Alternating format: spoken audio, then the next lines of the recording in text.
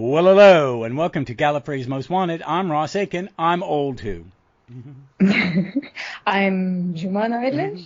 Joumana, Joumana. hey, folks, we're here to talk the Time Monster. And you've heard me talk. I bet this is one of the ones I pick on when I need a story to pick on. Basically, we'll get why. But when you were on last, you said that your favorite Doctor is Peter Capaldi, and your favorite old Doctor is the Third Doctor. Is that correct? Yeah. Yes, that's So true. you like the cranky old guys with the white hair. Exactly. I can relate so Oh, much. I know. And my hair is starting Oh, to turn white, so we're getting there. yes. My wife is like, why don't you dye your beard? And it's like, no, no, no, no, no, no, No. no. I would look like a televangelist or a pedophile, and that is the only way that's the only outcome of men with dyed beards. They look creepy. But Yeah. I found that interesting, so I knew I had to have her come on for this one, and she mentioned that she likes this one, and I may have mentioned that I have problems with this one because it, hmm for some reasons. But we're going to jump to the synopsis, and we'll be right back.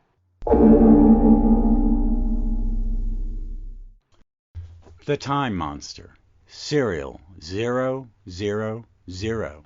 writer Robert Sloman, with Barry Letts, uncredited. Director Paul Bernard. Script editor Terrence Dix. Producer Barry Letts. Originally aired May 20th, 1972 to June 24th, 1972.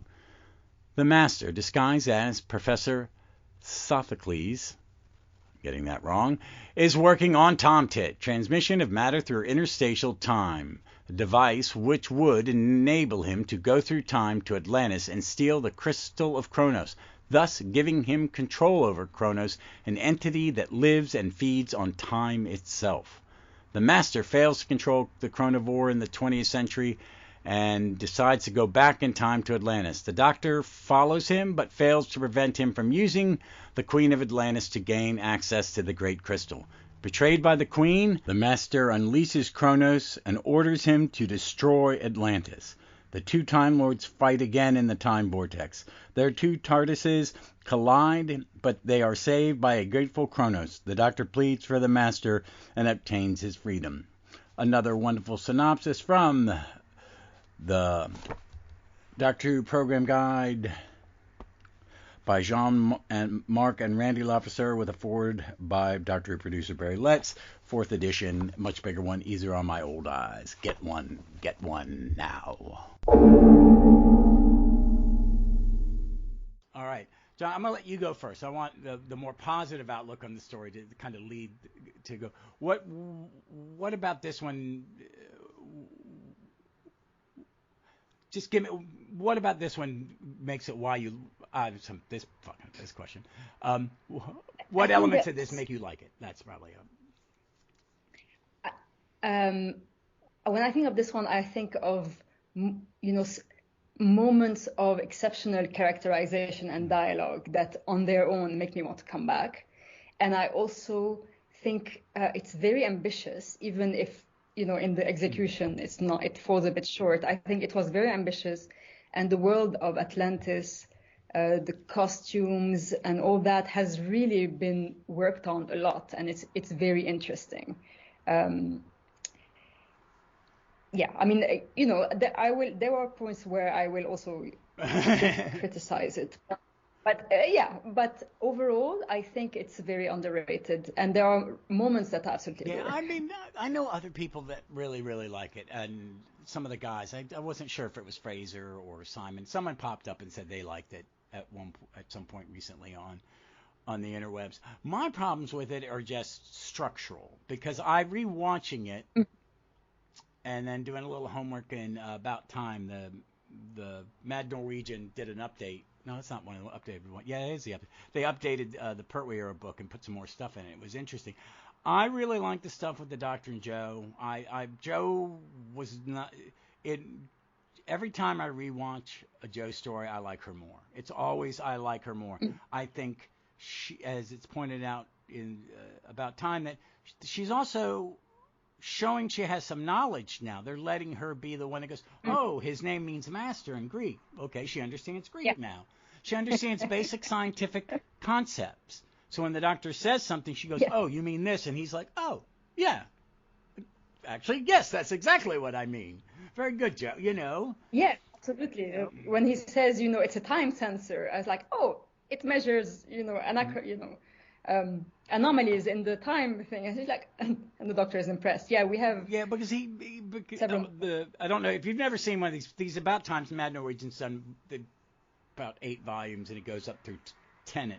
They're really good, well thought out, but they brought up they have articles that are popped in, and one of the things was the article, and I didn't read it, it's like a sidebar article, is the Third Doctor chauvinistic?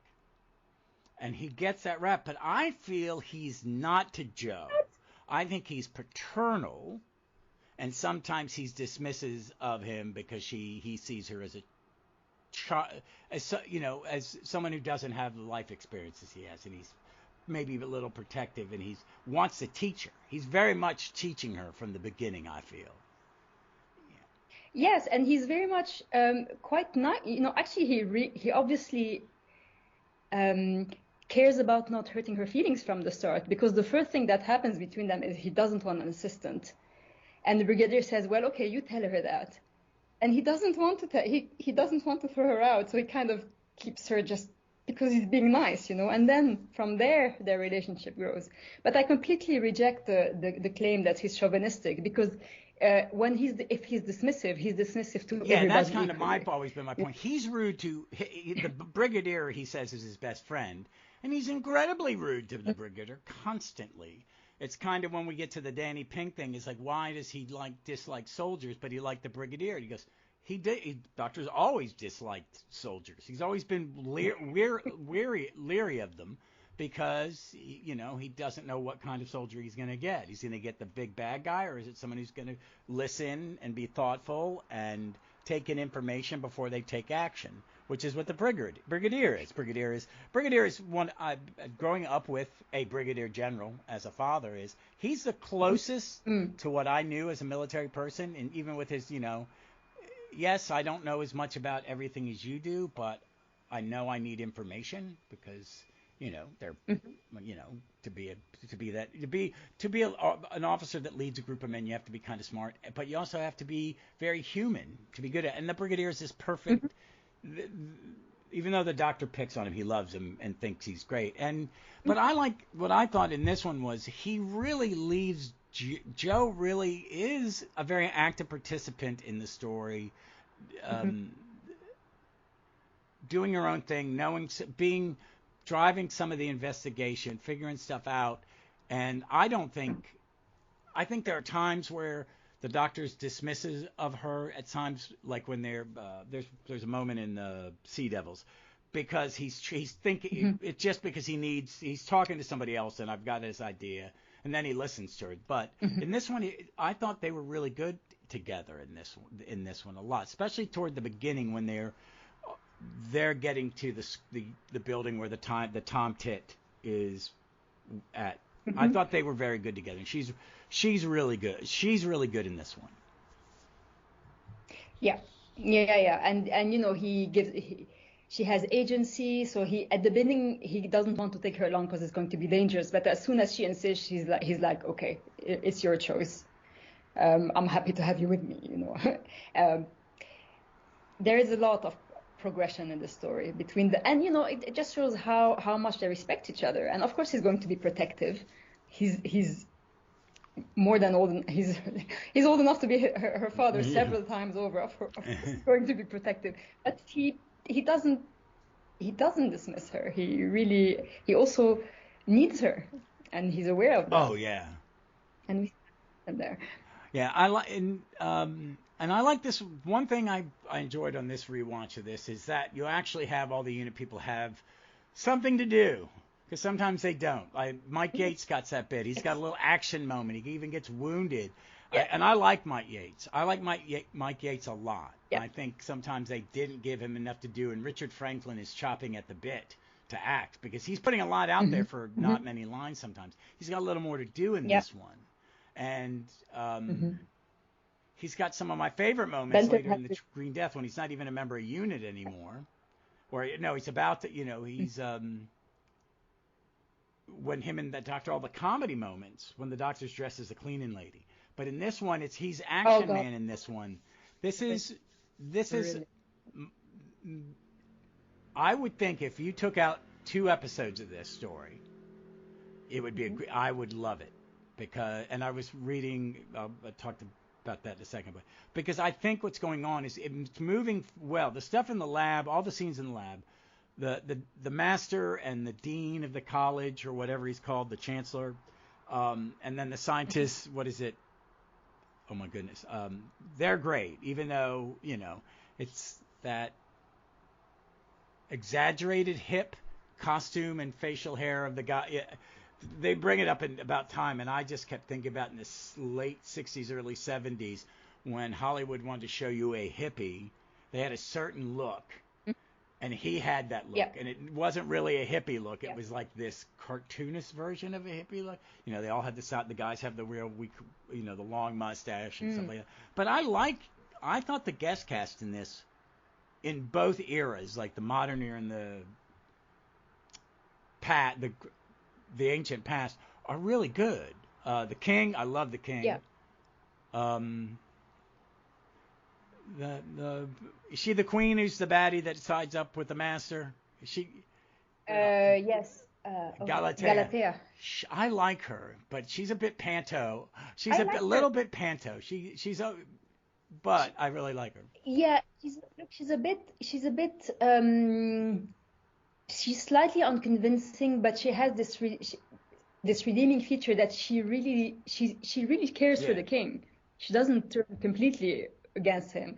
She just falls for the master, and she wants more power than she has and stuff. But at the end, and actually, okay, we're already talking about the end, but the last thing you see of Atlantis is everybody's dead, it's all falling apart, and she is clearly standing there accepting basically the reward for her actions, the retribution for her actions. So she has this moment at the end where she completely realizes what she has done.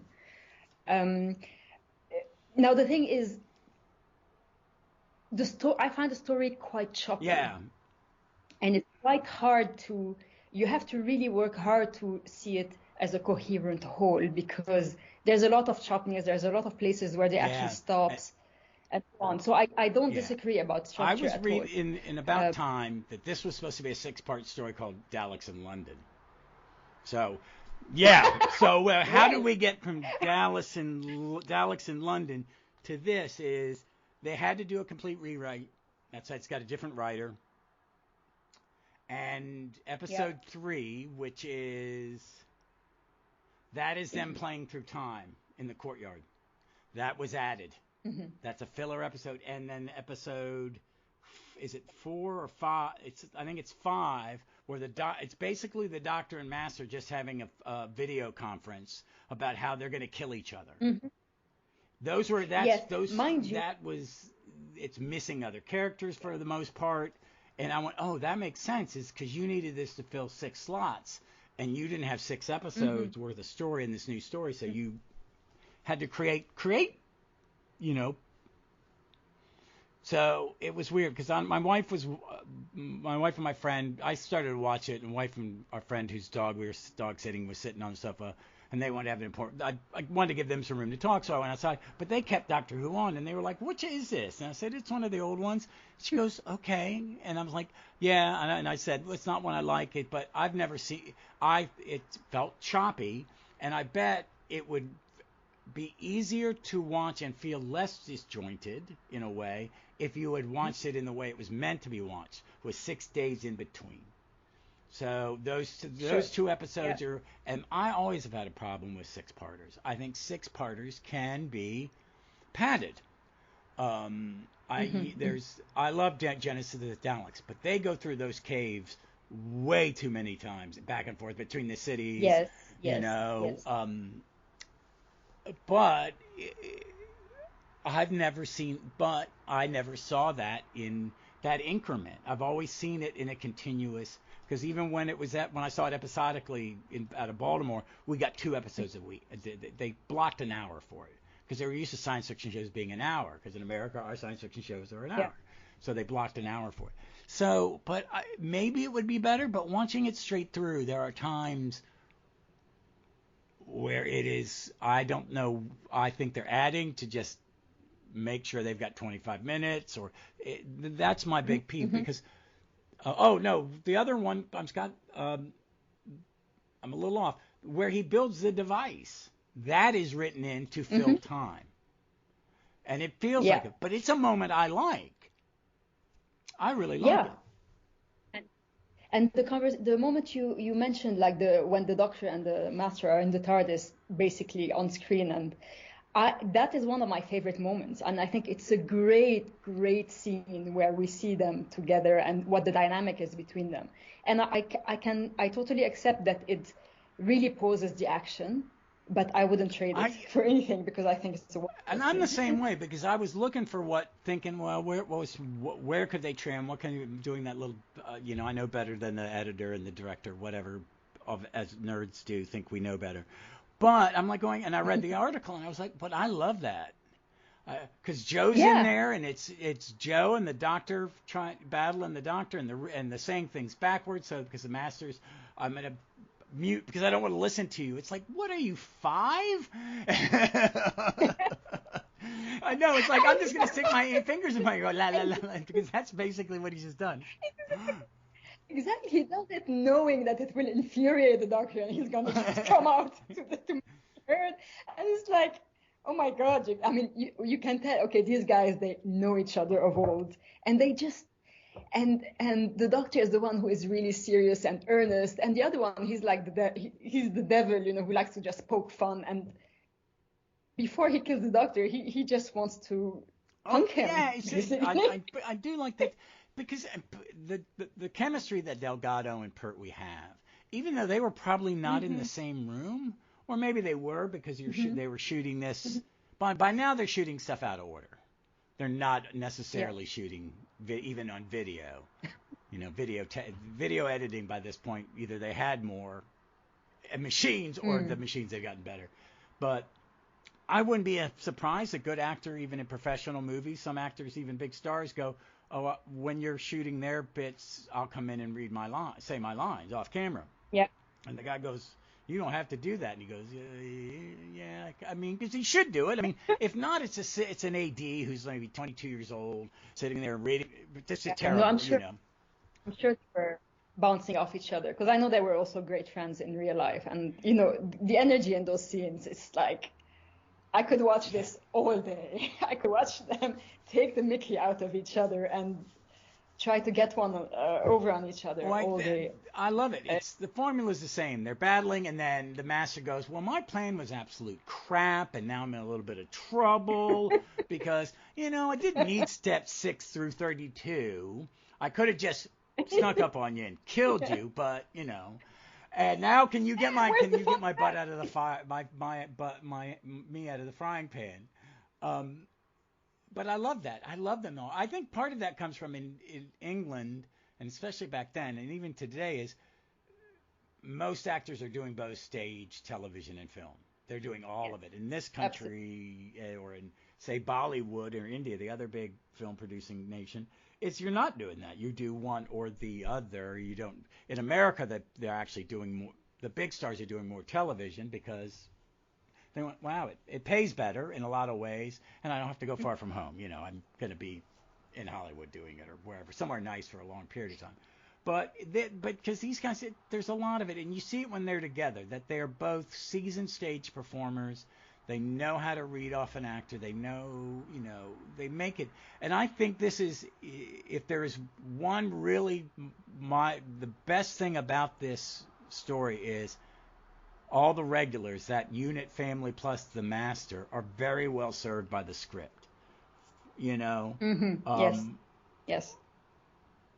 That the Brigadier has enough to do. Even the side characters, the head of the college that the Master destroys him. See, I like this one is you see him fighting it the whole time, and it's harming him. Yeah. It's not just like I've become his puppet. It's closer to when he took over the plastic factory in Terror of the Autons, where the owner of the factory, the owner's son, is seems to be losing his mind a little bit because he knows what he's doing is wrong. And the scientists and everybody, the high priest who gets teleported to the future, they all have something really to do, and it's and there is no. I was about to say there's no bad acting in it. I'm not the guy playing the young warrior kid guy. He's he's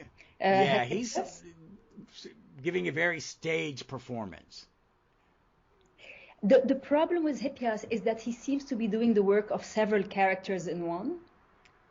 Because if you see at one point he's so I have my notes here.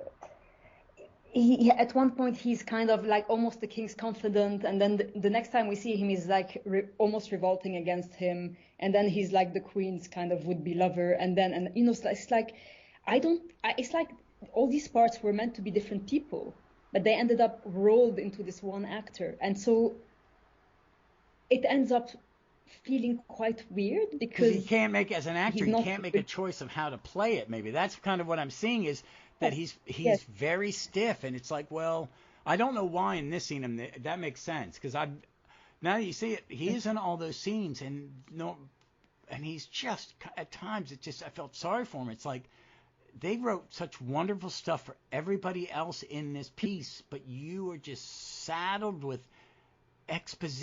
questioning exposition, where he's basically it's a dialogue, and his character is just to be the person asking the question.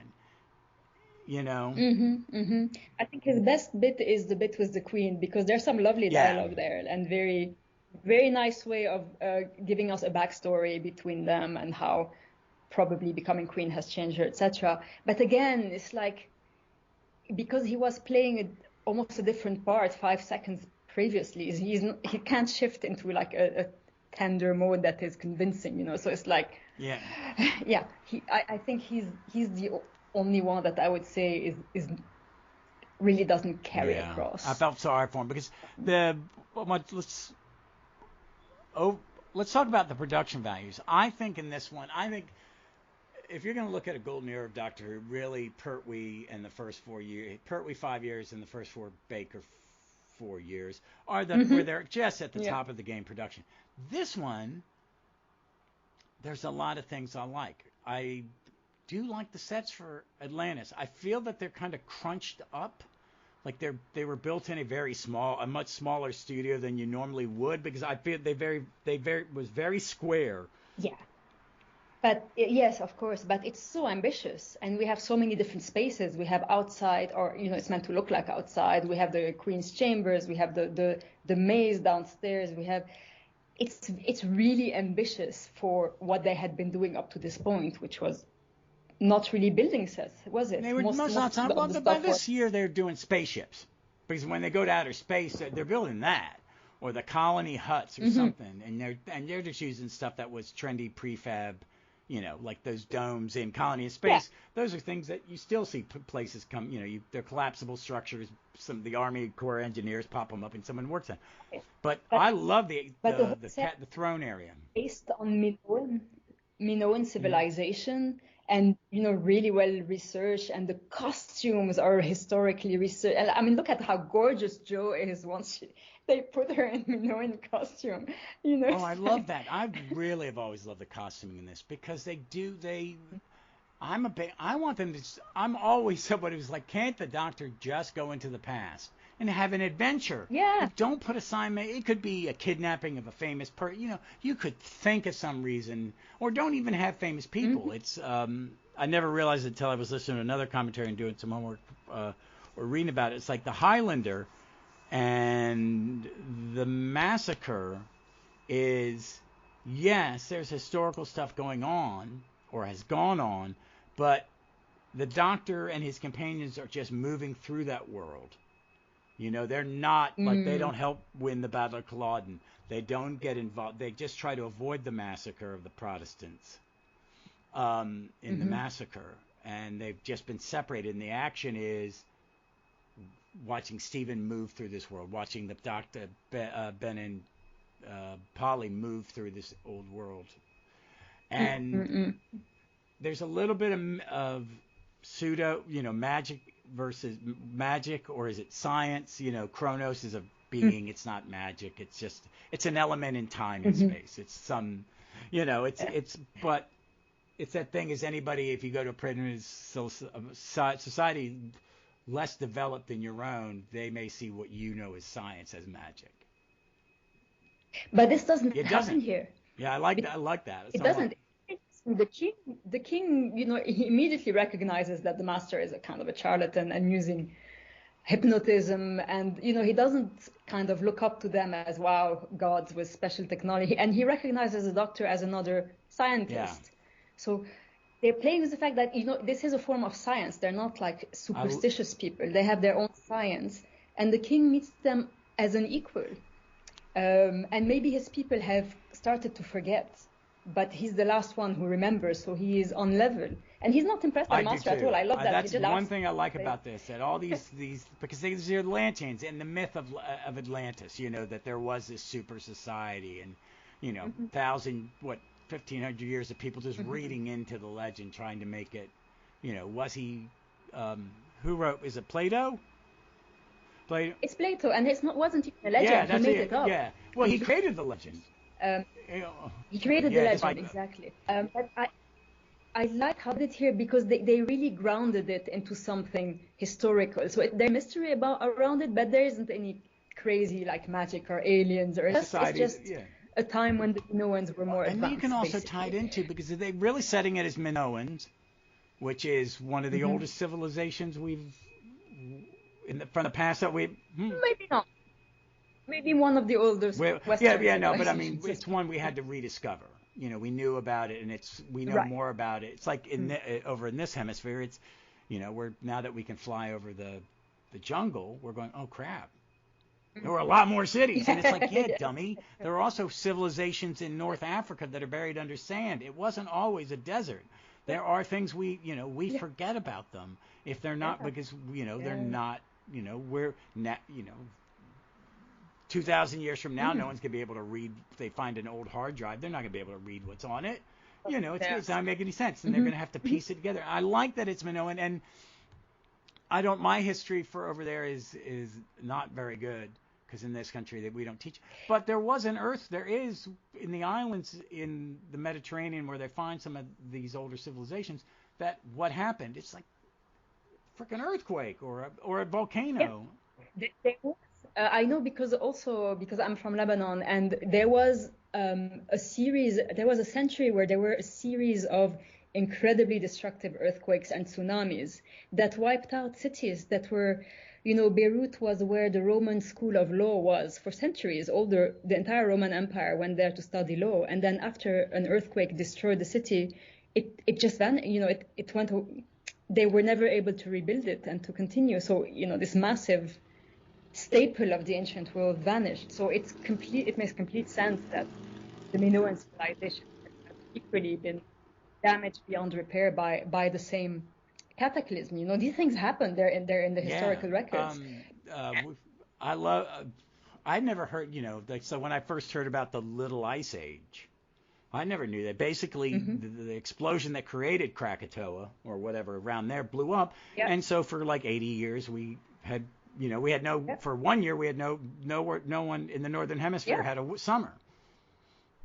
Yeah, the year without summer. It's incredibly interesting, and it caused famine, and it caused social unrest and revolutions. Yeah. And it's like this volcano on the other side of the planet has changed the history of Europe. Yeah, and that's kind of what I want watching this one. It's like I'm watching these documentaries because I'll just sit and watch Time Team or anything about. I love a history. Someone tell me a story about history, especially archaeology, because it's rediscovering. I find that incredibly. How are you, what assumptions are you jumping? What conclusions are we jumping to?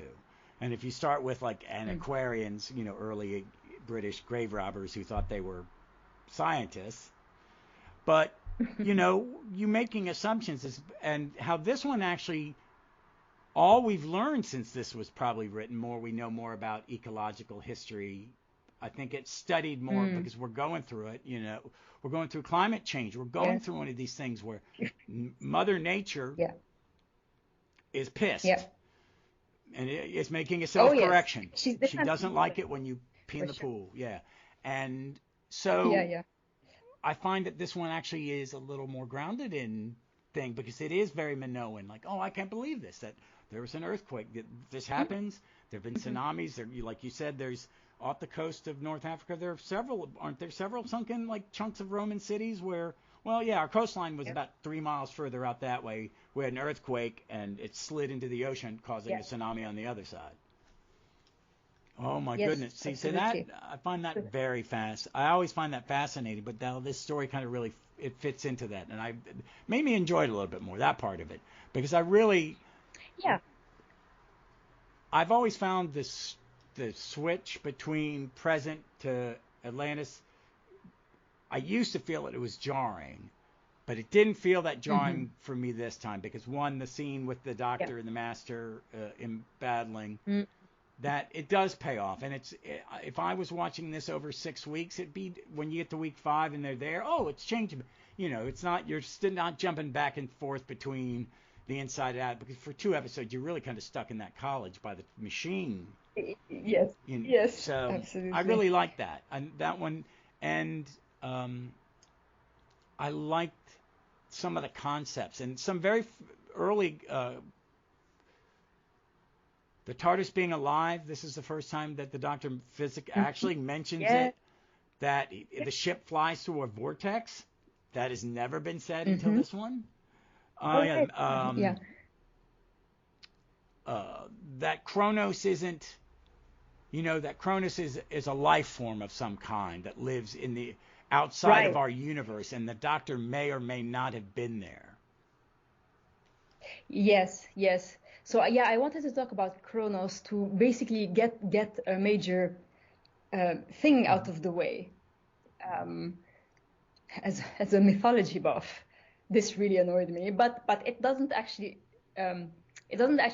affect the story, and taking out one line about it would have fixed it.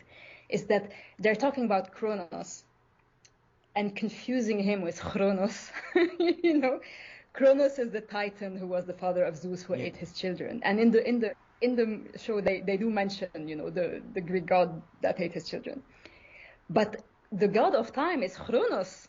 It's a completely other. It's a personification of time.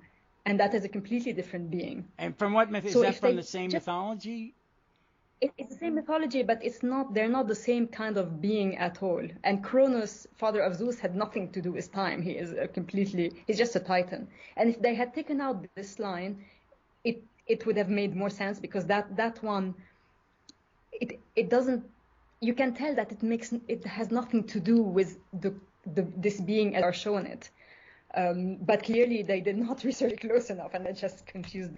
However, that aside, I think they did a beautiful job with us. I think it is a beautiful monster. I mean, when we first see it, this kind of bird-like being that is blurry, we just see this white shape that is not humanoid, that is just flapping around, and it's just beautiful how they presented it. Yeah. And eventually is revealed as being, again, a very vast being who is amoral, who is neither male nor female, who is capable of good and bad, and that's, it's like almost like a foreshadowing of the Eternals. I was thinking that too, and those are things I love. And Can They Hear Me in Jodie's era, the two baddies were like that. I love that. The Doctor's like, or in the more recent Christmas specials where Tennant was back, and that the Time Masters, these are gods, and this is a bad idea. Get away, And I like that Doctor, the 14th Doctor, was like, no, run away. This isn't good, because I like that the god, and throughout Doctor Who more and more. McCoy's Doctor in the Virgin novels is much more I'm Time's champion. I have got to fight all these things coming in from other dimensions. Lovecraft, all that, you can use all that, and I think I joke about the CSO in this era because sometimes Barry Letts would lean into it, and it's like it looks like shit. I mean, it's really it just and it's one we're seeing it on a screen 5 times bigger than we should because it was designed for these tiny little sets that didn't have a lot of resolution. See, so it, I was watching it on BritBox for a little bit, and I went, this is kind of weird. Well, it's like I'm looking through dirty glasses looking at it. And then I put the Blu-ray in and went, oh, wow, man, they really cleaned this up. This looks nice. It's so, I'm watching the broadcast one, but I think it works so much when the Doctor's TARDIS and the Master's TARDIS are stopped outside of the vortex, not on Earth, and is it the same, it's the same actress that plays the Queen? I don't think, but no, when you see her, and it's that whole face around them, it's, I love that. I think that works. It is. It's like, I think it's fantastic. They really went big. Even if they didn't have the technology to really pull it off, they went big on the concept and on, it's in our face, it's huge. It's much bigger than we can contemplate. And they just went for it, and I think that is fantastic. Yeah, I think because they shot it from above a bit, that allowed the CSO to touch the floor, so they probably painted the floor in that area the exact same color as the backdrop. So it looks like it looks like it's surrounding them. You know what I mean? That it's on the floor, everything. Yeah. There's no line. If there are lines around the TARDIS and the actors a little bit, but they've been very careful about color. Sometimes they're not so careful with color.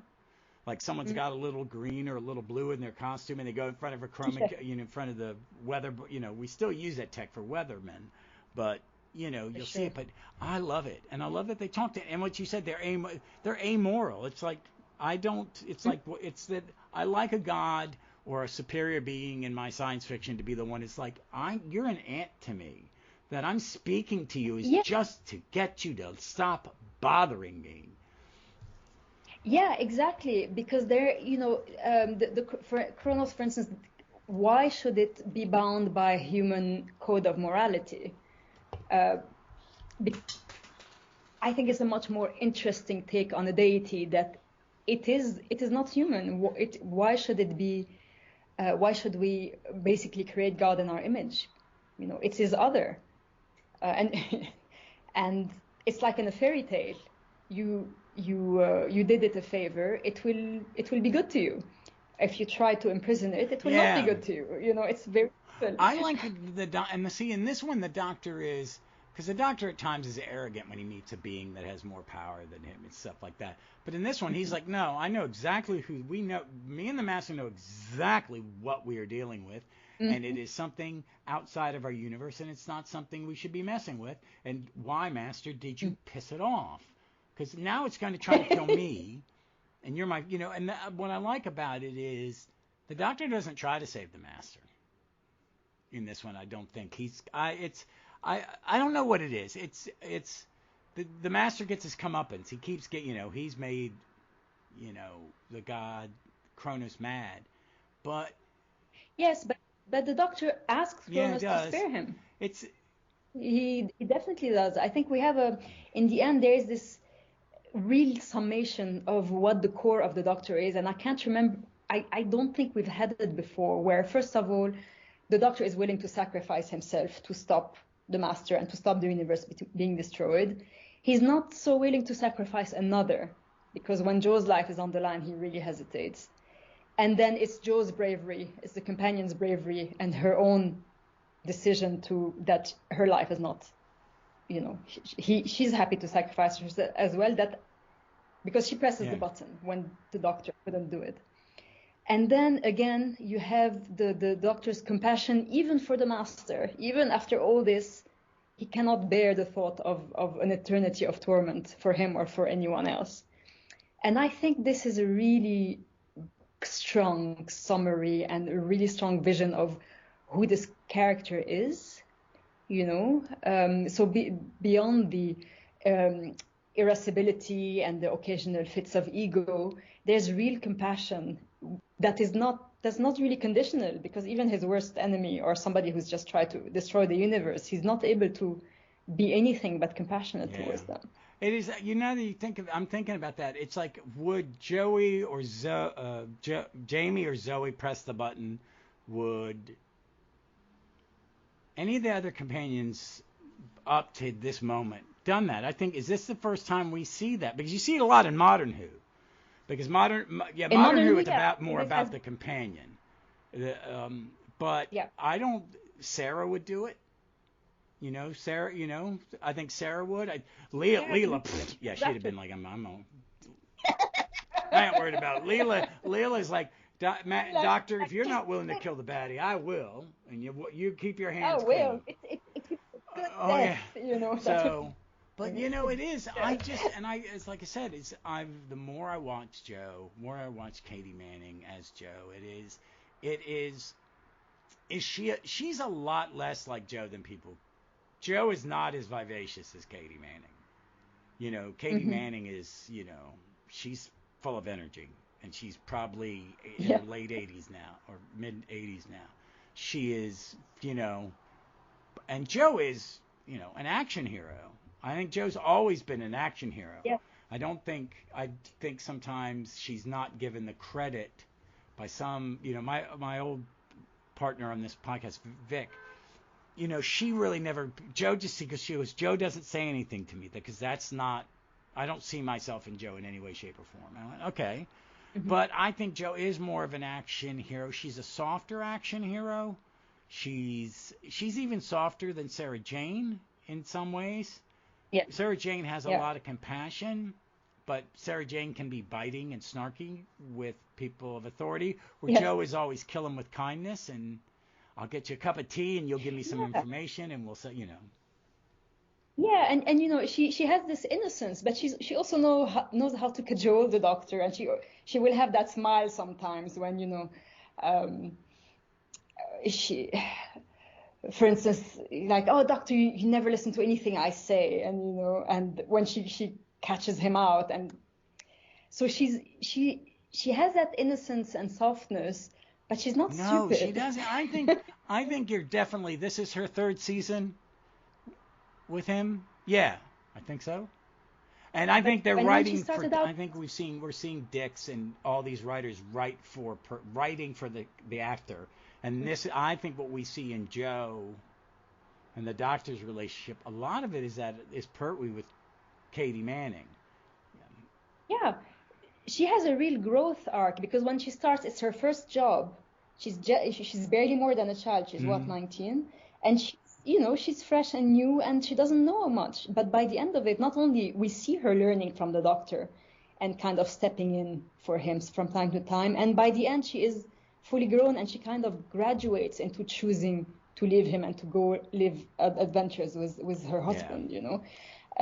It's a fantastic, and it's a lovely arc, and without, you know, in Modern Who, even though I love Modern Who, they have to add a lot of kind of stuff to it. A lot of drama. Yeah. I mean drama, and the thing is, like, no one's life is that messy.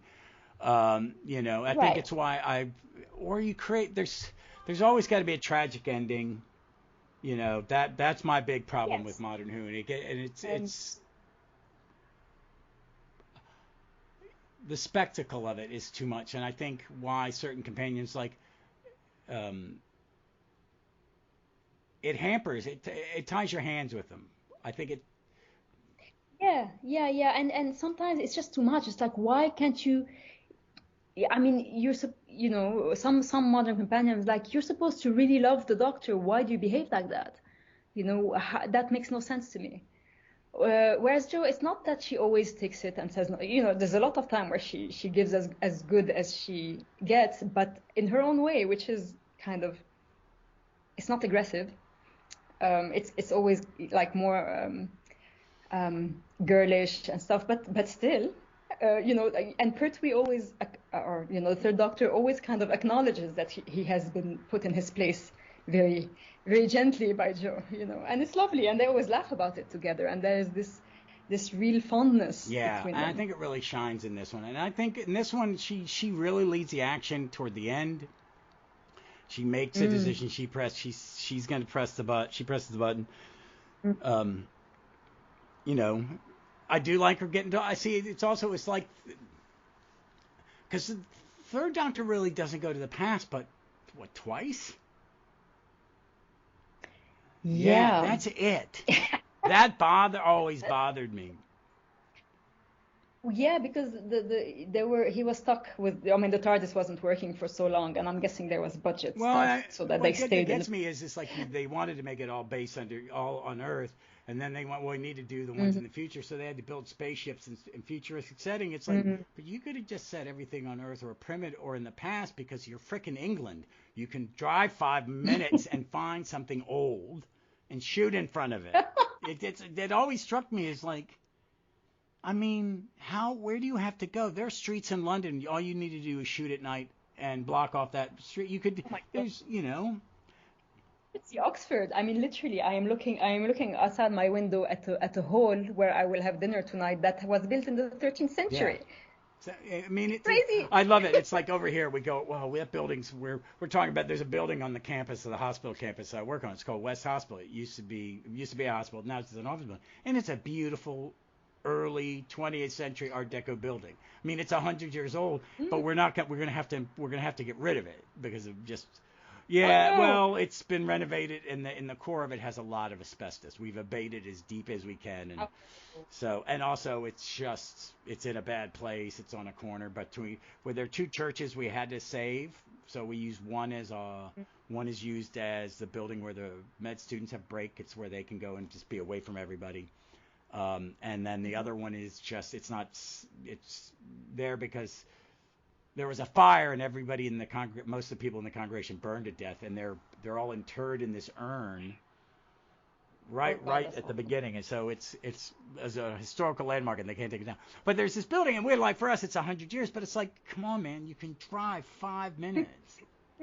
And it's also the tech, because when they're outside, the stuff outside in this era, the stuff outside of that college looks great. It looks great. Yeah. It looks great. I like the set. I think the lab set, that looks great. That machine, that is a great set. It looks, they make a good point never to show the control panels, which I think is always a good thing. Show them from the side. Don't show them from the angle. Don't look straight down at it because it looks like you let your kid do it sometimes. Yeah, absolutely. What's that? Hordes of Nymon. The big red button is the size of a giant pizza on the wall. So I like this, and I did like the scientist, and I want to get to the thing that I always bust this one about. There's a lot of good comedy in this one. I think there's some moments, and they give John Levine as Benton a lot to do. Him and the master stuff is great. I don't care if he's a little bit of a clumsy actor, because he's not. He's really, sometimes he's very, I think he's, because he's new to it in a lot of ways. But Delgado and him are great together because that's two friends. And Delgado is like giving him everything he needs for those scenes. And it's wonderful. Yes. Like, how do you think the Brigadier was going to call me old man? Oh, come on. Yeah. I'm not that. It's such a good scene for Benton. Great. Because even in his slightly plodding soldier brain, this makes no sense, like this completely defies he might not know much, but he understands army life and army no general is gonna, that he would know. That. It's fun. I mean, of course, we get him back immediately when he gets hit 2 minutes later, but this is exactly what imagine. He can't outsmart the master, but that he did it once is already a major feather in his cap. Oh, and then well, I like it too. And when I was doing my homework, you find out that this is in the things that stood out in about time. There's a little section that goes, this is all during his day off. He's supposed to be off this day, and his boss is taking away his day off, and he has to battle the master. He outsmarts the master. He gets tricked by master. He gets turned into a baby, and then babysat by Stewart, who is he's what does he do? He takes tea and biscuits and mushes it up together to feed him. Like, you're giving the baby caffeine and sugar? and then he gets, and then the one of the, like, John Levine's a good sport. I always wanted to be an actor. And if someone said, I need you to be in naked except for a diaper. I'd be like, you want a grown man to stand around in a diaper and people's minds not to go someplace they shouldn't. And that's kind of what I'm watching it. It's like, okay, nowadays they would never do it because they would go, the audience is just, their brain's going to go somewhere where we don't want to discuss. Look, it was clearly a more innocent age because have you seen that time sensor? What? Oh my. Have you seen the shape of the bloody time sensor? I mean, I have an innocent mind, but even every time I see it, I'm like, oh, no, okay, I got you. It's kind of like, cannot unsee this. I was having a discussion about Jeff Bezos at work, and I said, this man's so rich, he threw us, he's spending his money on a rocket that looks like a sex toy. And she went, what do you mean? And her husband, it was someone on Zoom, and her husband works in the same department as her, and he was sitting there waiting for them to go to lunch, and he knows me. And he goes, I'll Google it for her. All right, thanks, Chris, because I know Dana, and Dana's going to be, oh, my God. And then I said, and they shot William Shatner up in the top of it. But it's, I feel sorry for him, but it's the thing that pops up in my brain whenever I think of this story, typing inventor. But when I rewatch it, he had so much good to do, and he was such a good sport that he got the laugh. This will be funny. Yeah, absolutely.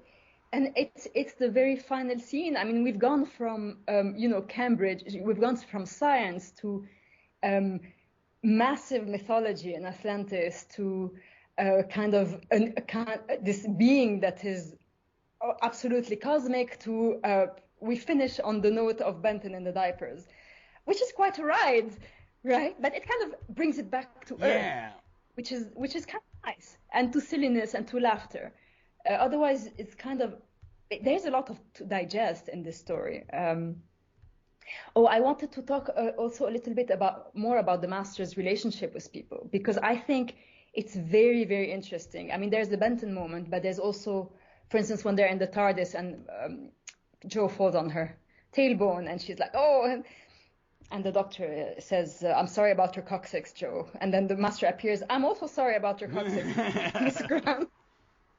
And I think that's brilliant, but it's an example of the relationship that the Master has with her and with others, because he calls her by her, he calls her Miss Grant. He's very respectful and he calls the others by name.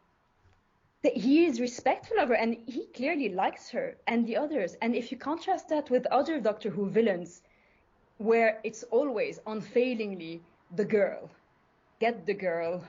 The Perry syndrome. Let's just go. I mean, the worst case is Perry. The way she's treated is a thrown. Yeah. Yeah. I mean, even though they're villains and they're being portrayed as villains, there's no personal relationship there. There even if there was a moment, it's this impersonal, like she's nothing. She's just a girl. She doesn't even have a name. The Master really respects his opponents there. And I love that, because sure, he's gonna kill them, but it doesn't have to be without respect and courtesy. And I think that is a fantastic dynamic, and we've never had since then. I don't think we've ever had a Master that is quite as charming and suave and likable. Yeah, there's a lot of people. I like Missy. Missy's fun, and Missy is in a transition, so that's neat. That bit. I love Missy. I think she's absolutely fantastic, but she doesn't have this kind of charisma. No. She's unhinged. You see her in like the Capaldi as the year goes, because they both go through it. Am I a good man? And I think the arc is to show that you've always been a good man, and you're going to try to fix your friend. That journey she has, because she has moments with the Doctor where she's like, I don't want to be this, especially at the end, right before she's killed by herself. Only the Master would do that. But you're right, and that's the thing. Even Anthony Ainley's, Anthony Ainley's Doctor bugged me when I was younger. Because when you see that there's stories where he's allowed to be left alone and not given these blah ha ha notes from John Nathan Turner, that Ainley plays it a little more. Oh, he never gets to Delgado's charming version, but he can be more charming. John Sims' master, I only like him in his last story when they brought him back. But Missy, I love her story arc. She's got a great story arc, and Michelle Gomez is just, I mean, she's good in everything. Oh, she's incredible. Oh, I loved her incredible. in Doom Patrol. She was perfect. She's basically Missy, but in the role of Madame Rogue. I love Sacha Dhawan's, but that's an angry master. That's a master that is like, you almost made me better, and I didn't like that. Yeah. I mean, Sacha is a brilliant actor, but his master, he's psychotic, and not in a not in a funny panto, in a really weird way. And after Missy's arc, I found that master a real letdown, because there was nothing between him and the Doctor anymore except just spite and just psychosis, and that was a letdown. Which is not a criticism of Sacha's performance, because he was clearly astonishing.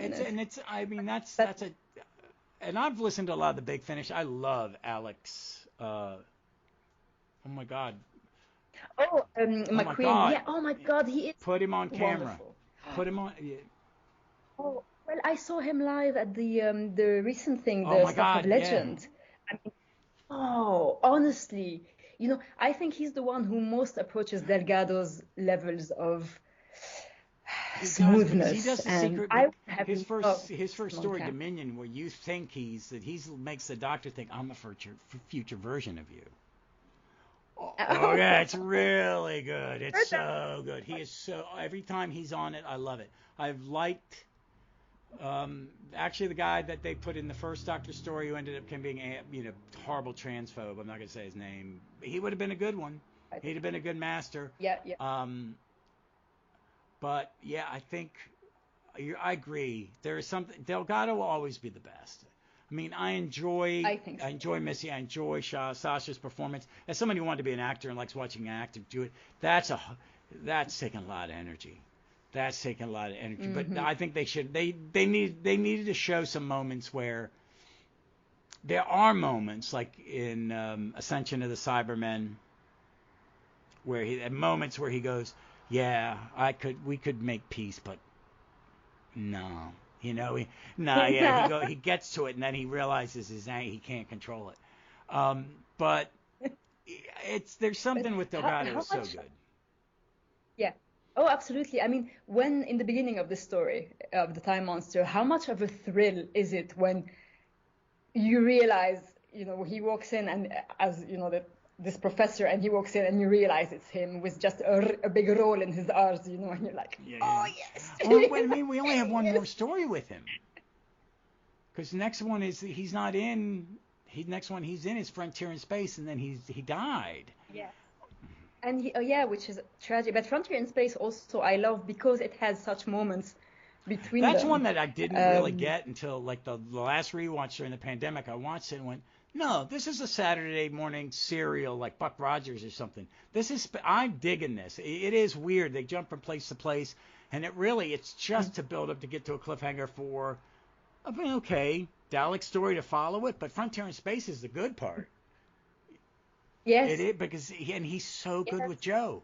There's a lot of this, Miss Grant, are you comfortable? Yeah. Exactly. He rescues her, because I'm rescuing you. So, no, you're not. You're just kidnapping me.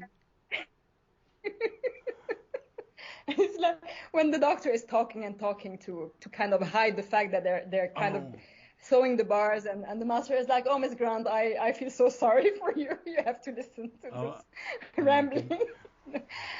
They're lovely together. I just love it. It's so good. That makes it. The heart of this story, I think, is very good. I came out of it going, edit-wise probably, or does it work if I was to rewatch it, and watch it over 6 days, or watch it once a week, because that's the way it's really meant to be viewed. And I think some of the stuff I get is put me off of stories or tweak me is that I'm not watching it in the method it was designed to be delivered in.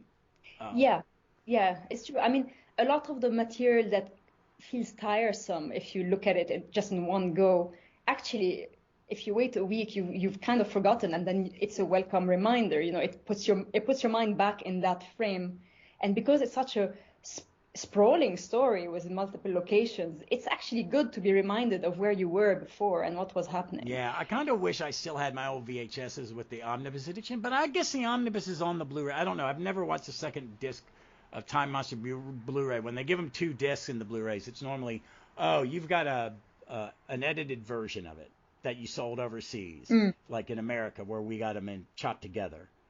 And those things were long. I mean, they showed it started at 11 o'clock at night on a Saturday night. And one of these edited together without the credits is about 2.5 hours.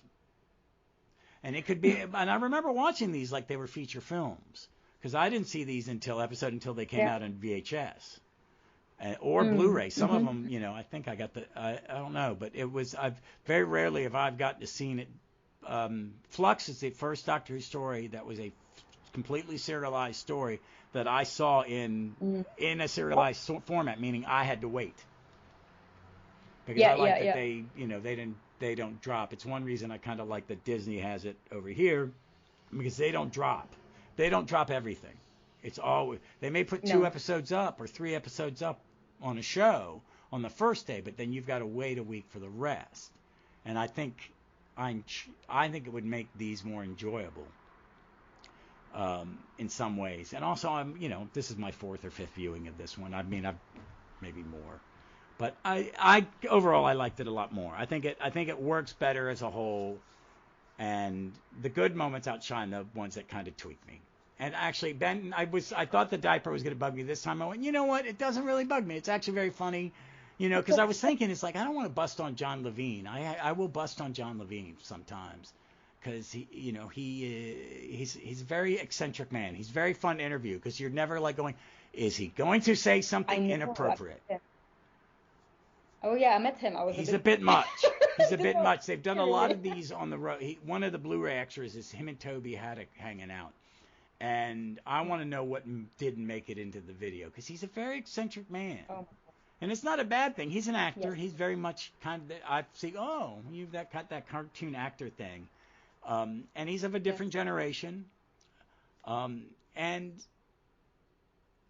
he does such a good job in this one. There are times where this is what bugs me with Classic Who sometimes, is you have these talented people, allow them to work.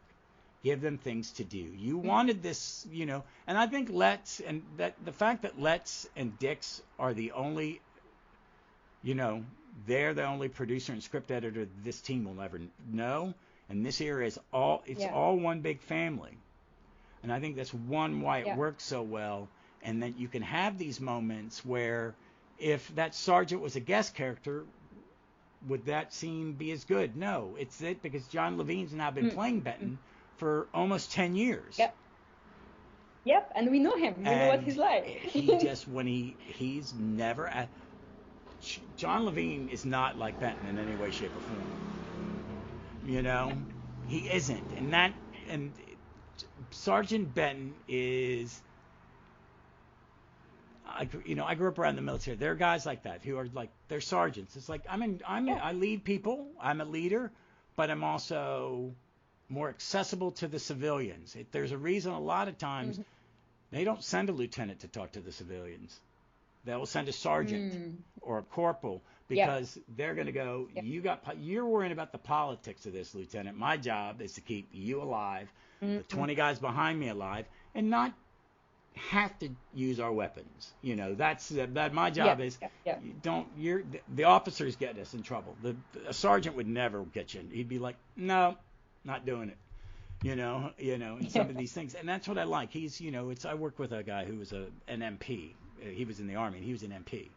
And he talks about it. And it's like, it's a different thing, and you have to be engaged. And he shared things about being in like Kosovo and stuff like that. And stuff. And it's like, his big job was always talking to people. He goes, that was the thing I liked. Even as an MP, he's like, every time they sent me somewhere, it was horrible, and we didn't need to be there, and we're at both sides, we're all going through hell.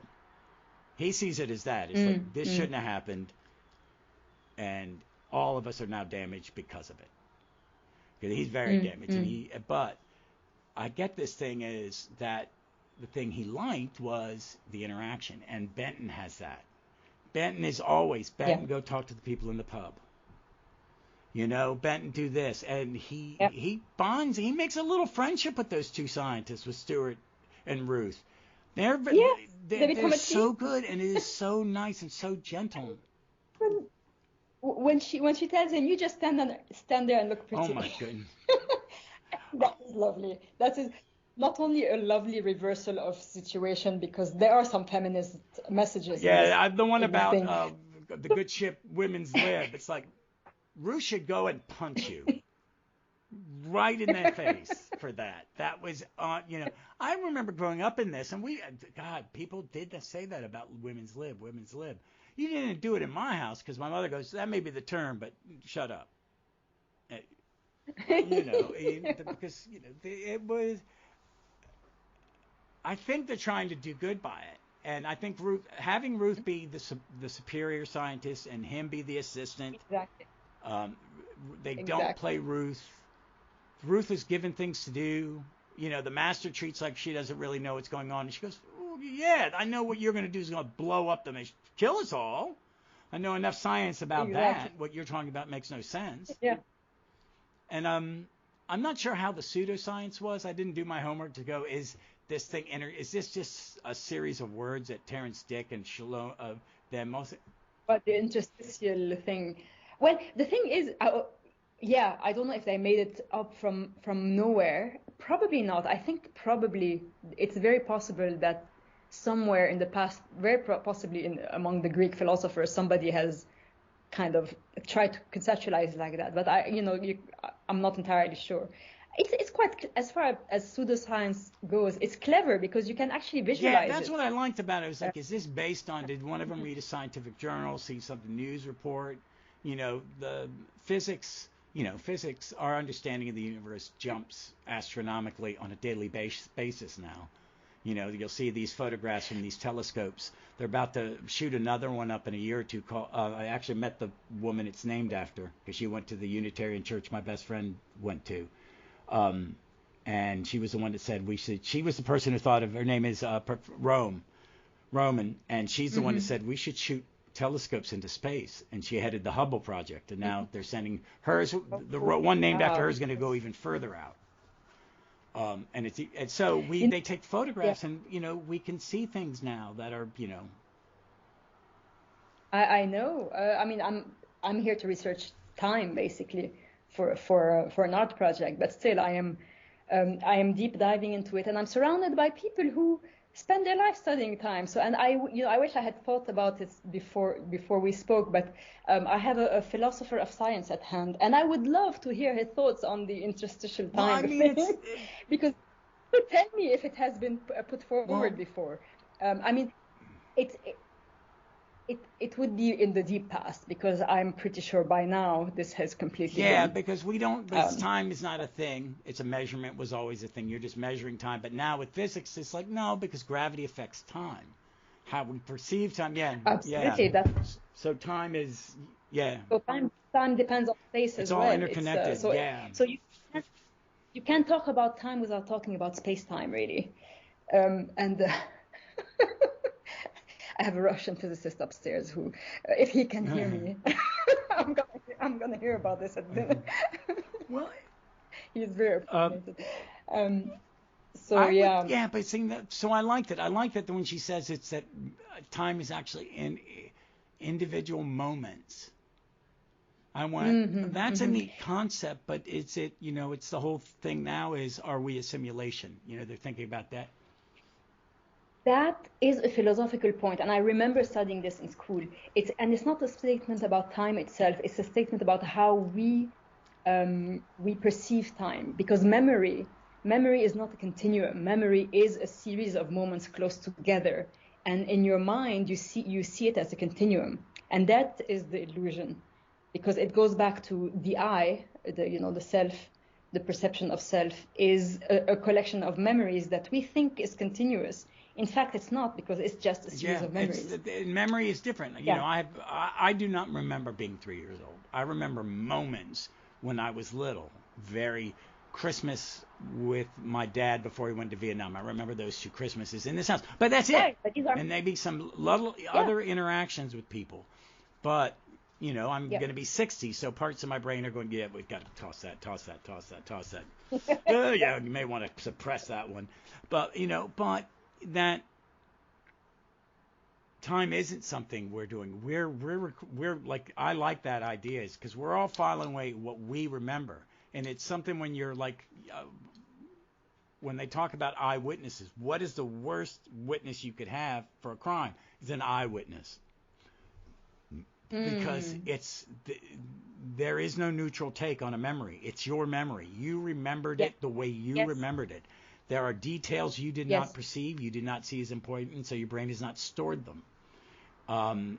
So asking, you know, eyewitnesses, that's why it's not always good to put them on the stand sometimes, because just a good lawyer asking a certain number of questions seeds doubt, because they don't remember it all, you know? Yeah, and the memory can change, and you know there's no other record, so you don't remember that it has changed. It just evolves. Oh yeah, I like, my wife will say, I'll tell a story, and she goes, did it really happen that way? And I go, yeah, most of it, yeah. It's a little dramatized for entertainment purposes, and I don't remember all the details, but yes, I did fall out of a tree. You know, I did get hit with all the childhood, all the crazy stuff that I did in college in the early 1980s. She's like, it was the 80s. All right, you were 7. Yeah. Speaking of moments, can I highlight another great moment of this serial, even though it was on screen for maybe half a second, and it's when the brig asks the doctor, where did you see the master, and he tells him in a dream, and the face that the brigadier does when he hears in the dream. Oh yeah, because the best ever. It's just half a second. But the skepticism of a military man, let alone a Scottish military man. I know exactly what he's looking like. I've gotten that look like from my Scottish father. No, I know. I love them. I love them together. I love Nicholas Courtney. He's so good in this one. They all have something to do, which was nice to see. I'd forgotten about that. Oh, it's incredible. It's incredible. I'm also always particularly touched at the moment when they're outside and there's all these warriors from the past trying to stop them, and you get somebody from the Civil War, and at one point there's the V2 or V1 at that point, the Doodlebug, and the brig and the doctor they have this moment where they look at each other and they recognize it. I really mark this scene because both men served in the war and they both would know exactly. It's a personal memory to them. It's not that. World War II, the memory, like over here, it's this thing we went throughout. We went into the world and saved the world. The American concept of it is the world need us and we came. We had to. Yeah. Where because it's like when people, we're 12 days away from an election, and that this perception of good and evil. It's like. It's only 80 years ago where we had to come together as a planet to fight people just like the people who want to be in power again. Yes, especially in Europe. It scares me. Luckily, Germany's they're fighting hard. The liberal side came out and they didn't win, but they don't have total control. But when I saw an Austrian right wing, I went, "That's a bad." Last time an Austrian right winger, come on, people, that is never a good look. But over here, it's just like we forget, and I think it's what you said is they remember it, and and that English thing toward it is their perspective of it is different than ours. So we haven't had anybody fight on our land in so long. It's just what you said is true. They both realize it, and you see that in when they talk about war. I think and Letts wouldn't have been old enough to serve. Some of them are just like some of the production people are not old enough to serve, but they would have been teenagers or in their what I mean, or they young been children like. But I mean, we're finding out Pertwee wasn't what they've been telling us for 30 years or 40 years because they weren't allowed to. That no, he was SAS, and we were like. What? Yeah. And they're like, yeah, they lied to you. What do you think? I mean, it's like when you see like Christopher. I love telling this story. Christopher Lee was, they dropped a 6'7" man behind enemy lines. What? Who thought that was a good? Well, he was good at it because he was doing the scene where his character in Lord of the Rings dies. He gets stabbed, and and Peter Jackson said, when he stabs you, make this noise. And he goes, oh, no. This is a noise a human makes when he's stabbed from behind. And he imitated it, and they all went, oh, shit, he did that to people. All right, Chris, just do what you want to do. We're not going to talk about it. We're going to move on.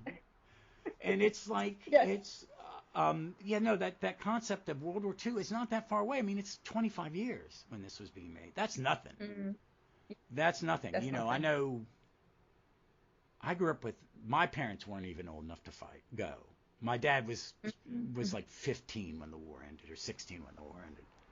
So, but they would know it. And it shows in their performance, because at that moment the performance changes, and it's not theatrical anymore. It's very real, and it's underplayed, but it's I like very it when you serious, have a veteran playing those parts. I like to see it because it works. There's that moment where in End of Time Part 1, where David Tennant and Bernard Cribbins is having that conversation, and he talks about Palestine. Yes. And that is his story. So, my dad, absolutely. And that really kind of was like, I've seen that when my father has tried not to talk, because my father did not, to the day he died, he never told me one story, because he wouldn't. Mm-hmm. And he went, and as he got older, when I would go take care of him, and he would dream, and he'd make this noise, he would sleep, and there's this noise. And I said, what is that? And she goes, he's in Korea. Yeah. Oh, and God. I went, okay, yes, then I'll leave him alone. And she goes, he's not going to, he doesn't, she goes, he doesn't remember it when he's awake. He remembers it when he's asleep. And I went, shit, that's the first one. He went 5 other places. And I don't want to imagine it. So I like that there's that when you have it, because I think Courtney always does it. I think Pertwee does it, but he also has fond memories of being in the service. So, but I know what you mean, that they both know it, and I think Courtney definitely. Courtney was what, a corporal? I think he was really low ranked, and he always found the fact that he played a brigadier funny, because he was like, I didn't even get past corporal. And that's nothing wrong with being a corporal. He was very familiar. I mean, he was low ranked, but he was very familiar with also the, so when he shouts at Benton, he knows he was around officers who did that. He knows exactly how to play the part. No. I wonder where John Levine. No, John Levine wasn't. I don't think he was in the service, but he knew. I think he had played enough soldiers with soldiers, because you hire soldiers to play soldiers. We do it over here. The guy from Full Metal Jacket, he was they hired him because he was a drill sergeant. And a Marine Corps drill sergeant, which is different. Marine Corps drill sergeants are very and he ad-libbed all his stuff. All the insults, that's how they spoke to you. I asked my brother, he goes, I went in 10 years after that. Yeah, I got called horrible things. And my dad was like, I used to get hit.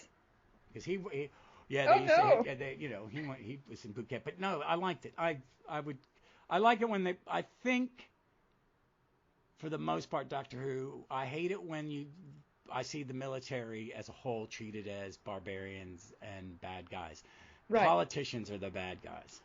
For the most part, there are shitty people. There are military leaders who should not be in charge of shit.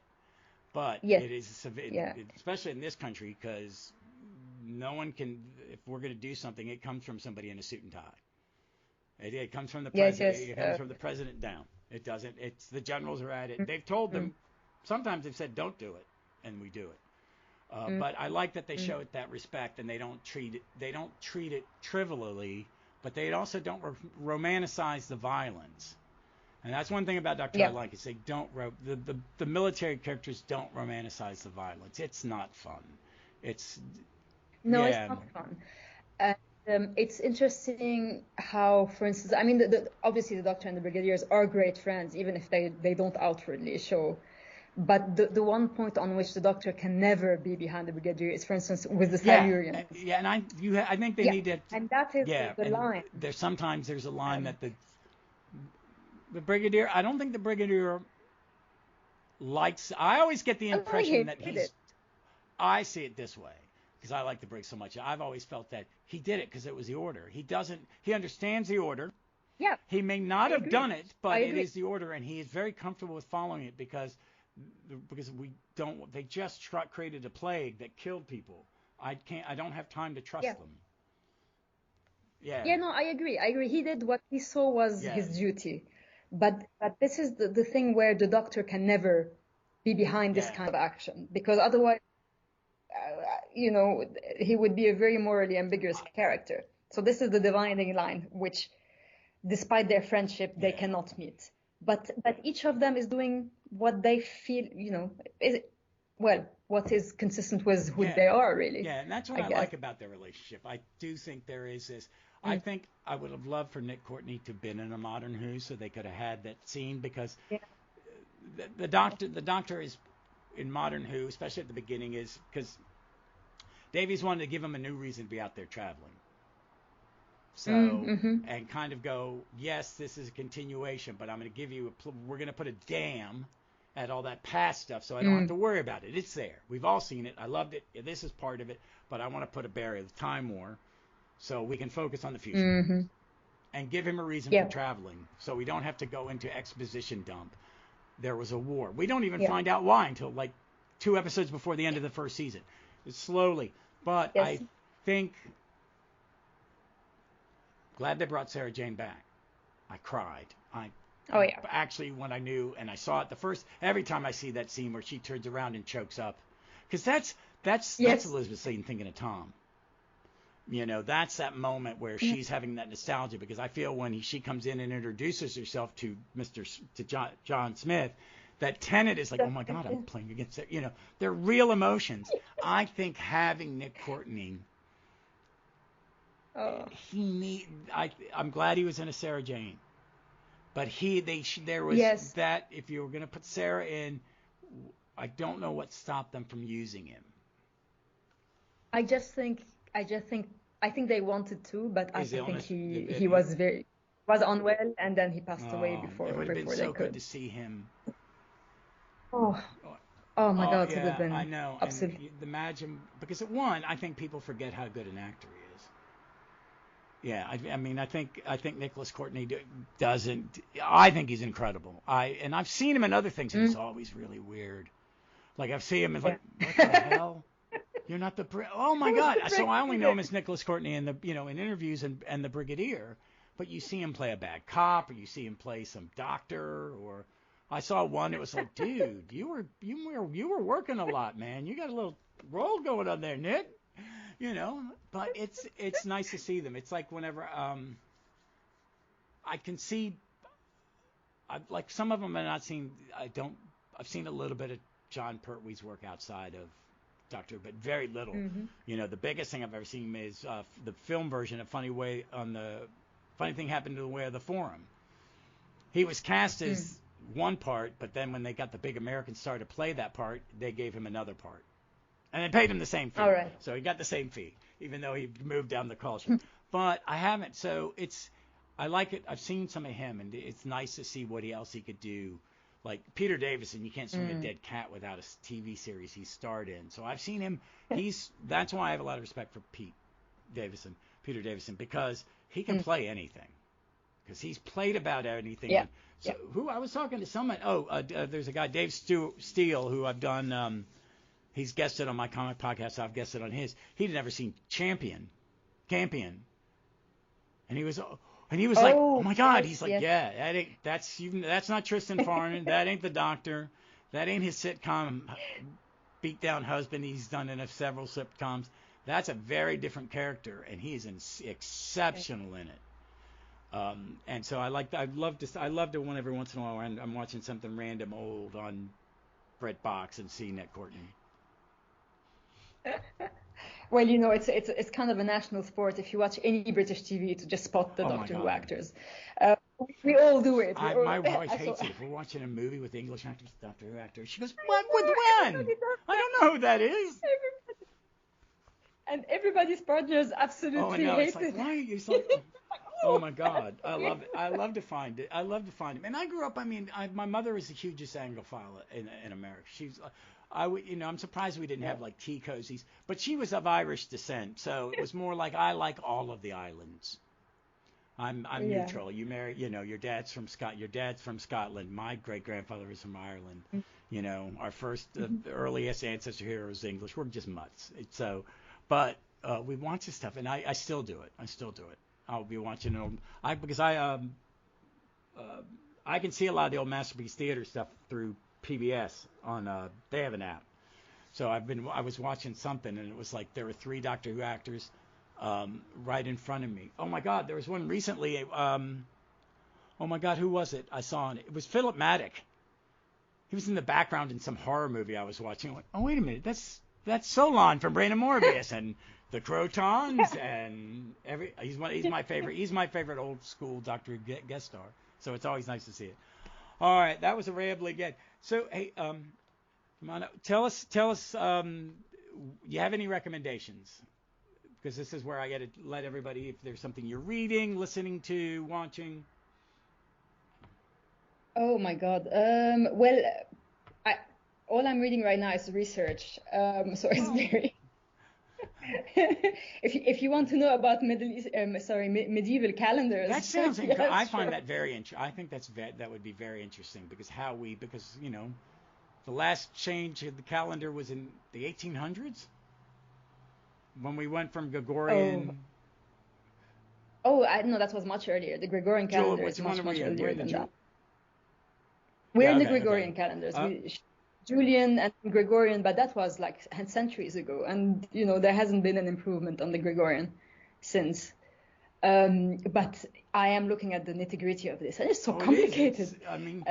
But I would recommend, if you're interested in these things, The Light Ages by Seb Falk. Falk. I'm gonna Google that while you talk about it. And it's called The Light. It's called The Light Ages because they were definitely not Dark Ages, and these people had unbelievably clever and knowledgeable ways of calculating the motion of the stars, the planets, everything that was important for timekeeping, and they could predict eclipses. And this book is so interesting in explaining how they did it and how much math went into it, but also how much observation. Because, for instance, if you need to ring the bell at a certain time every day for matins, and knowing that the length of the day changes throughout the year, every day is different. So how do you keep track of when is the right time when you don't have a clock? So this is all pre-clocked, and they are so clever about it and so ingenious. And it's mind-blowing because I can barely wrap my brain around how they did it. That's very interesting to me because all the calendars are different. There's the Jewish calendar, the Chinese calendar, that are still observed. Whether that, and that the Dark Ages. I've watched. There's a British historian. I can't remember his name. He's very very large, robust, very vibrant man. But he talks about he doesn't like it being called the Dark Ages because that's a misnomer. That there were scientific advances. People weren't, they forgot some things, but they invented other things. It's a completely ridiculous appellation. And the more I am taking out medieval books written in the 13th century, and they're written on vellum, they're written in Latin, they are incredible, and the scientific diagrams in there are mind-blowing. It was not a dark time at all. If anything, I think we are in the Dark Ages because we are the ones who make the least use of the information we have at hand. So one example, because I was very happy to see this, I saw there was this kind of illustration of a boat, very randomly, a ship, in a manuscript I took out just 2 days ago. And I found out that it's there because this guy is explaining how you can see that the Earth is round. Because if you look out at sea, you see the mast of the ship before you see the ship. So in other words, anybody with eyes, even especially in the Middle Ages, knew that the Earth was round. I love it. And now we have flat Earth Oh my God. society, despite all the science Well, we have. Can you, I how don't can know. you? It makes me. I just kind of slap my head and have to change the channel. The cognitive dissonance is an epidemic in this world. We believe in absolutes When because you, now it's like because they forget that scientists is the basis of science. And I saw Brian Cox, not actor Brian Cox, who I love, but Brian Cox, scientist. But when he talks about science means we don't know, she goes, I don't believe in a God, but I don't know everything. That's what science is we admit we don't know. We admit that we may have been wrong. We found out more, so our theories change because we have more information. But we have to look for the information, then we have to verify the information. There is no absolute. It's like I work in, people complain to me, and I'm not a doctor, and I work in healthcare, and I go, why can't the doctor just tell me what disease I have? Because there are a million diseases that have those symptoms. Internist means thinking through. They don't realize that that's what an internist means. He's the one going, they're checking off your the general practitioner is checking off boxes and then passing you to someone more educated and with more knowledge to see what you need. But it's that with science, and I think we've all, like the internet, it's made us all think we were the smartest person in the world, we're the prettiest person in the world, and we can sing, all three of which are lies. And we're listening to people who want to give us easy, awful answers. Hence, the really bad diaper wearing spray tan guy in this country. It's because I grew up listening to records about the space program. I'm lucky enough I'm at the end. I think as a little child, like 5 or 6, I'm at the end of that optimism of the post-World War. We're moving forward. We're going into the stars. We're becoming better. And now we're backsliding, which we do about every 6 years. But I like that idea of time because time is. I Googled that book and I will put that in the show notes This is because I like that we don't measure time. We find out we're discovering new cities in South America every day. It seems like when they scan the jungles, and the Aztecs, they could predict eclipses. There was Halley's Comet. The Chinese knew about Halley's Comet for 2,000 years before Europeans knew about it. But also the Europeans could predict. Actually, they had tables of eclipses. I'm taking them out. I'm looking at these beautiful, very compact little calendars that you can hang from your belt that give you all the information about where each planet is going to be and when the eclipse is going to be. And it's unbelievable. They just know, they observed and they took notes and they calculated and they had these instruments to confirm, and they wrote it all down, and it was always at hand. It was absolutely fantastic. That sounds amazing. See, that's what I think is. See, that's great because we knew they'd do it. I mean, they built cathedrals in England. You think of it. They said Dark Ages, but they built. That took. No, I'm sorry.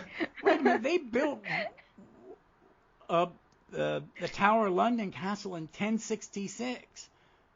That part's still there. These things are still standing. They're, it's. I think they had to have understood trigonometry, calculus, advanced mathematics, because they sailed ships. We talked about it. If you go look at the Polynesians, they were on canoes. They spread out through the biggest ocean in the world and settled and migrated. Native America. Even in prehistory, they could follow the stars. They knew. Absolutely, yes, exactly. They used their eyes, and you know what an astrolabe is? It's this beautiful metal object that with which you can follow the stars and all sorts. It has 1,000 functions in a beautifully crafted metal object that I can't even understand how to use it. I'm hoping somebody's going to teach me. It's like someone gave me a sextant one time, and I'm like, I don't know. Right, exactly. So this is an astrolabe is kind of a sextant is like a portable astrolabe that has a very astrolabes are portable, but the sextant has a very specific use. But astrolabe has 1,000 functions, and I have this guy 800 years ago in this old manuscript explaining this is how you build it. and with all the diagrams and so on. It's like, what's that device they found at the bottom of it's the Mediterranean, and it looks like, is that kind of what that is? That device, they didn't know what it is, and now they think it's one of those? It's an astronomical clock. Which is also incredibly brilliant. I mean, it's unbelievable. You know, I do not have the brain capacity to explain how these work. I'm looking into them, but the cleverness of designing the gears so that you have a clock that will not only give you time but also tell you what day it is, what the planetary hours are, where, you know, when the next eclipse is, moon eclipse, sun eclipse, all of this information just in the clock. How the hell? Well, we forget about it. It's like they've just recently discovered how the Roman recipe for concrete. You know, so we forgot it for that long. We can break it up and figure it out. I said, no, we don't know how they mix it. We don't know because records go away. You know, you were talking about that earthquake. Well, same thing happened in Alexandria. The library burned. You know, and then also we lose knowledge. And as a Western European descent, people go, we did this, we did that. It's like, no. Our alphabet's Greek, Latin, you know. Our math is Arabic. All this astronomical stuff that we use, like following the suns, that's from the Middle East, not from you guys. We and also these things are not discovered by one person. They're discovered different times by different cultures. Yeah. Cultures have observed the skies for literally hundreds of years to get very accurate astronomical tables. And you know, the Aborigines, they were going, how could you tell time? It's like we had our own they have a total, like in Australia, their concept of time is nothing like it's ours. Incredible. No, it is very fluid, and it is based on memory. It relies on passed down memory. It's very I think that's really incredible. These culture that we where they were just hunter-gatherers. It's like, no, they were more than that. They just live in a place where you had to move to eat food, and you would always need to move to eat food. You know, it just, you know, they hadn't come to the need they didn't ever develop the need for a city. Exactly, because the weather didn't require them to have shelter or whatever, and they had the whole culture was portable. We didn't need it. Why? Because it's nice here. That's why you're stealing it from us. I could talk about this. I'm trying to get my wife to go up to Washington, D.C. so I can go to the museums and the history museums and stuff like that, because we have one or two here, but they're not as good. So, all right, folks, I don't really have anything Doctor Who oriented to recommend. I'm about to do a deep dive into some poem. I'm going to go next week I'm on vacation for my 60th birthday, and I'm gonna buy a little Big Finish, because I've got all day to myself while the wife's away. So I'm gonna play some catch up on some Eighth Doctor and 60 Big Finish. Yes. Nice. Well, because I want to get the one that you saw they've already released that on disc, or it's coming. They have. And the live version is coming out in December, I think. But the studio version is already out. Cool. So that's kind of stuff. And I really did. I know they're going to do some more Lucy Bleed Miller coming up. Oh, I love that. I love Sheridan Smith. I have a huge crush on her. She can do anything. She's amazing. Yeah. But they're also doing another one with Charlie and Audacity. I love Audacity. I love Audacity. I love Jay Griffith. She is fantastic. And I love Paul McGann. He is. The more I listen to him, the more I see him. Just if you're going to do a spin-off, or you can't get Disney to pay for a shooty, do a Paul McGann. Him. Paul back. Oh, bring Paul and make sure he's nickel. No, I would love Charlie. I would. Oh yes, live and Helen. Yeah. Well, Nicola Walker. Yeah, Nicola Walker. She's a huge star. She's a bigger star than Paula is now, in a lot of ways. She's on her third TV series, I've noticed. I could watch her. She's my favorite. She is my favorite. She's fantastic. She's All really right, is. folks. Thank you again for coming on, Joumana. I really appreciate it. When I get back to another Capaldi, I will probably be reaching out to you. Because so what would be next? Which one did we Please. do? Did we do We did what? the Magician's Oh, so what Apprentice is and the next? Witches. I'm brain farting. I don't remember. I have to look. I used to have all this in my head, but now it's gone. But yeah, well, the next one's coming up. I know, folks. I've got.